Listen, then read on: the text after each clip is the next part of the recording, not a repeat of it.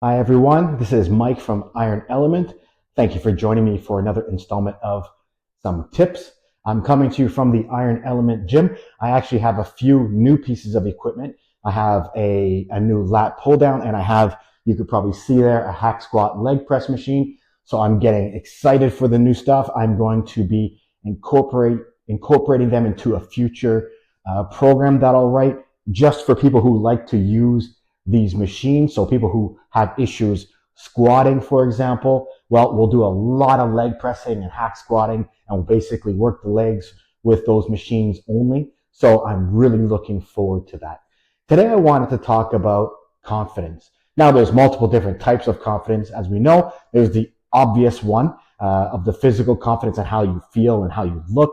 But I want to talk as well about how confidence can be triggered as a spin-off, as a byproduct of you looking good and working out, and how that confidence can spill over into other areas of your life. So that's kind of the focus. So first, of course, we'll talk about the obvious confidence that you get from working out and from lifting. Okay, so we all know that when you work out, when you lift, when you gain some muscle, you start to look different. Your body does a recomposition. You feel better. And of course, that's going to spin off into self-confidence about how you look. So now you're going to have confidence. Maybe your goal is to have confidence when you go to the beach to take off your shirt. Maybe your goal is to have confidence when speaking to someone you have an attraction to, the opposite sex or the same sex, whatever. Maybe more confidence when you're in the bedroom sexually. All these confidence is a result of you looking and feeling better. The way you walk, you might walk a little taller and you just feel better. Maybe you have a confidence in strength.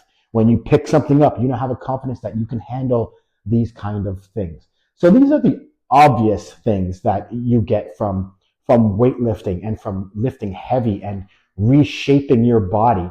But what about the other areas? And that's really what I want to focus on. What people who don't work out and don't have a background in lifting don't understand is that confidence that you build definitely spills out into other areas of your life.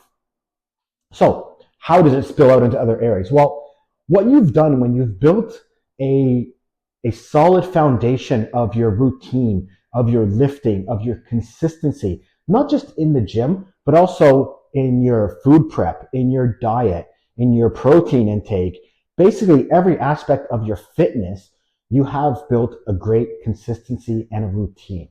And what happens is when you have that down and you have that achieved and you feel like you walk around with a sense that you've achieved something that not everybody else has achieved. Everybody could achieve it, but not everybody has. So what happens when you get into other areas of your life, you start to understand that you're capable of more than you thought. Because when you're lifting and working out really hard and pushing yourself, the one thing that you do is you realize, man, I can achieve more than I thought I could, right? Whether it means how much you're allowed to push yourself in cardio, whether it means how much weight you can lift. Remember, follow progressive overload and you push yourself consistently. So you actually start doing things you never thought you could do, right? Never in my life that I think I could deadlift 400 pounds. Never in my life that I think I could bench press, almost 300 pounds.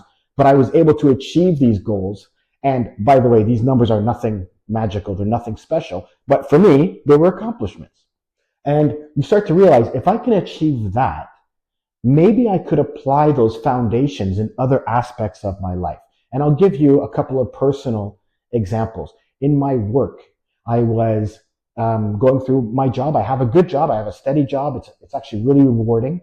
And what I did is I applied my consistency and my dedication that I did in the gym to being able to have confidence that I could learn what I need to learn in my work to advance. Even though I didn't know that next level, I didn't have the knowledge, I was confident in my ability to be able to take that next step and challenge myself. And that's what I did. And ever since I started working out about 4 or 5 years ago, I've received 2 promotions in my workplace. And a lot of that confidence came from the skill set that I learned in the gym and in my daily life in terms of my diet and my routine. And I applied those concepts to my work life. So I applied consistency, I applied dedication, I applied persistence, and I applied the mentality that I knew if I went through with it, if I pushed myself, I could achieve more. And that's what got me to that next level in my career. And then I applied that method again in my career to get another promotion. And my attitude going forward is there's nothing that I can't handle if I apply these methods. And I'm currently doing the same concept in my current role. So, so confidence oozes outside of just the physical appearance. Yes, we all want to look good. We all want to be confident when we have our shirt off at the beach, or when we're with our partner at night, or when we're just walking down the street in a t-shirt. We all want more confidence.